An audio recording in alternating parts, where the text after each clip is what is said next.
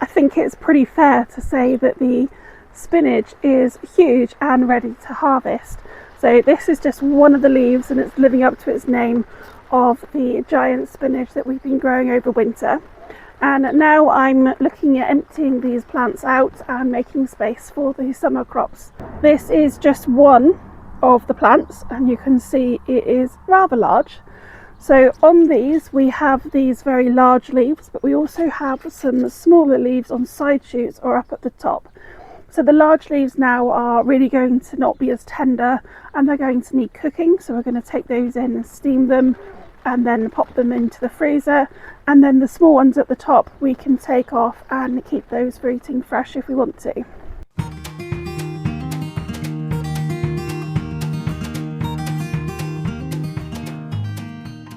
The other thing that we can also think about doing with these, as they are open pollinated, is actually looking at saving seeds from them.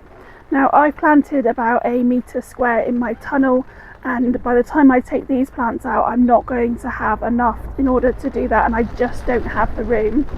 But I'll pop some pictures up. So the female flowers on each of the stems look like this, and then the male flowers look like this.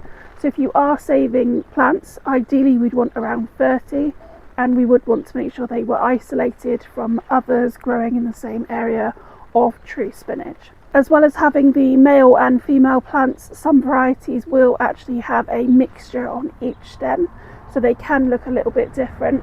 But all you're going to do if you want to save seeds from them is leave around a square metre of plants in place, and then you can still pick the leaves off, but they are going to air pollinate.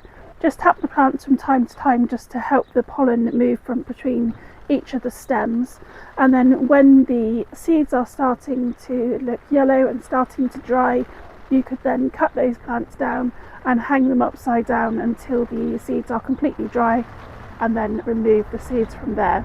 So all I'm going to do now is strip the leaves off of the plant and pop them into a basket to take inside and clean, and then sort between the more tender ones and the ones that are going to definitely need cooking.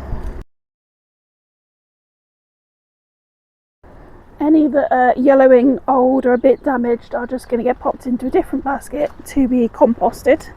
So something like that, it's obviously just got damaged, we don't want to eat that. With the stem I'm just going to break it up, and that will go into the compost.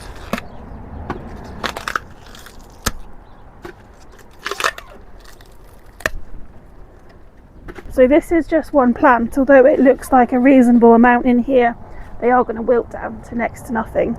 So I'm going to harvest them in batches at the moment, but I'm going to harvest a couple more and fill this basket up before we go in. I've given the leaves a little bit of a wash. The next thing I'm going to do is separate some of the smaller leaves into this salad spinner to get them nice and dry, ready to go into a tub in the fridge. And then for these larger leaves, all I'm going to do is chop them up a little bit. You don't necessarily need to do this part, but when I eat them, especially if I put them in an omelette, I don't want an entire bite with a whole leaf. So doing this just makes that a bit more palatable for me. I've already got plenty of spinach in the fridge, so I'm only going to do a small amount for that at the moment. So just placing them in a salad spinner, or you could place them between a couple of pieces of kitchen roll.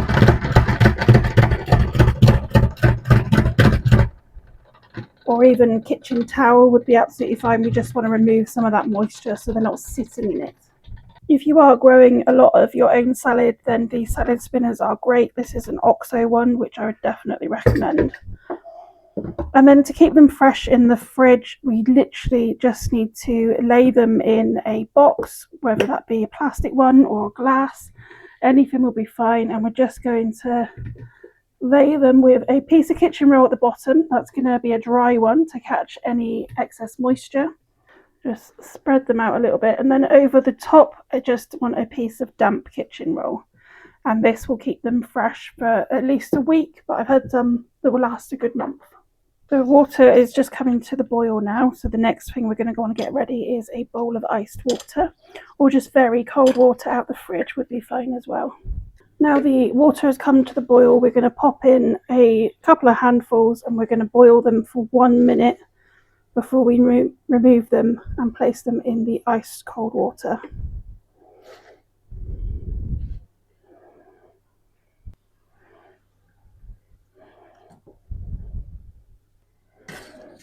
And then just grab yourself some sort of sieve and pop those out into the ice water and then on to your next batch. The water in the pan is going to be green and full of nutrients, so you could either add this to some stock or something like that, or you could let it cool down and then feed your plants with it as well. So as soon as this is cool enough, all we're going to do is squeeze out the excess water and then pop it into either an ice cube tray like I'm doing here, or you could just use the parchment paper on a tray and pop that into the freezer as well.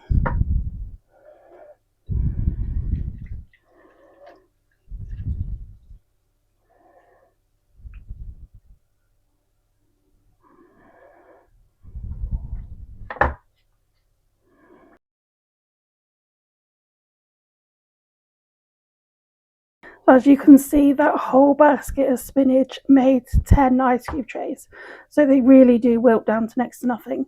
This is the last of the spinach that I've actually got left from last year. I just got one single one, and to use it we are literally just going to take this little cube and pop it straight into our meals that we're cooking. There's no need to defrost it or anything like that, so it's really quick and easy to have in the freezer and then just pull out when needed. So these are going to go into the freezer now, and then as soon as they are hard, they will just be popped into an old sandwich bag. I'm going to go and pick some more and carry on with a few more batches, but once again, this liquid could be used to water our plants, so don't waste the water.